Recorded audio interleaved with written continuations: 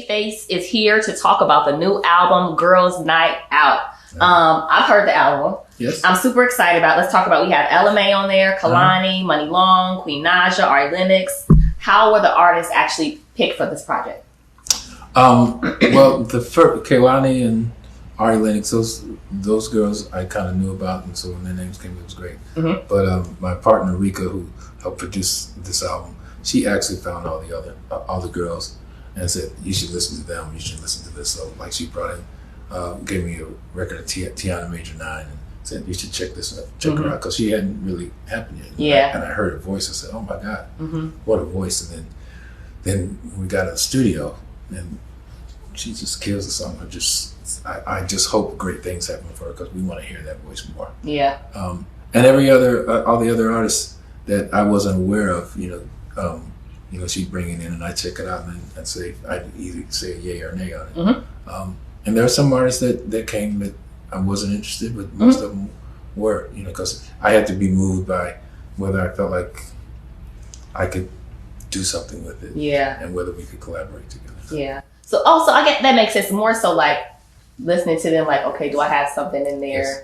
That makes sense. Yeah. Okay.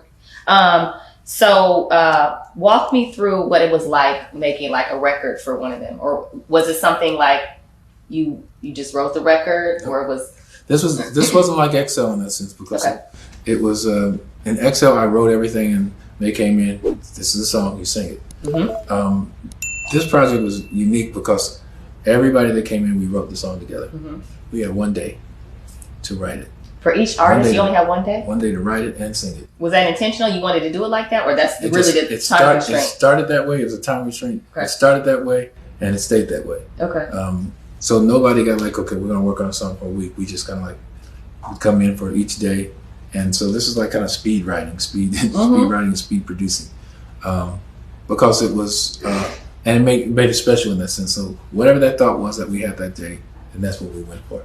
So, okay, so wait a minute. So like, say I'm an artist, I come in and I'm like, and you just like, so Jazz, what's going on? Like, what is something, or I say like, I had this idea, Babyface, and you're like, okay, well, let's hear. Or you say like, what are you going, how does that work? It could be like that, but mostly like, so what's going on in your life? Okay. Are you in love? Are you broken hearted? Right.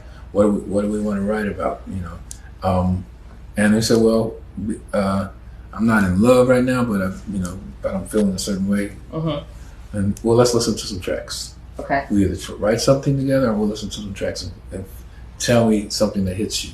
Okay. And so there'll be other producers I would work with that they submit tracks and we do it that way. Some we created on the spot. We did the whole like Can We Talk thing with LMA. Did that with D Mile. And he kind of flipped it, which was cool to do that in the spot. How did y'all come up with that? It was just a question of whether we should try to flip something that was already done, and which was not an easy thing to do, is flip something that's a classic that you've already written and try to hear something different on. So that's what was fun in writing it with LMA. So the difference here too is that every artist wrote for real. Okay, that's what I was wondering. And they were all involved. It didn't happen unless they were writing. Okay. So and that was a requirement. Okay. So that it was a real collaboration, and that's what makes the album unique, because nothing is really similar to each other, because everybody. It is different.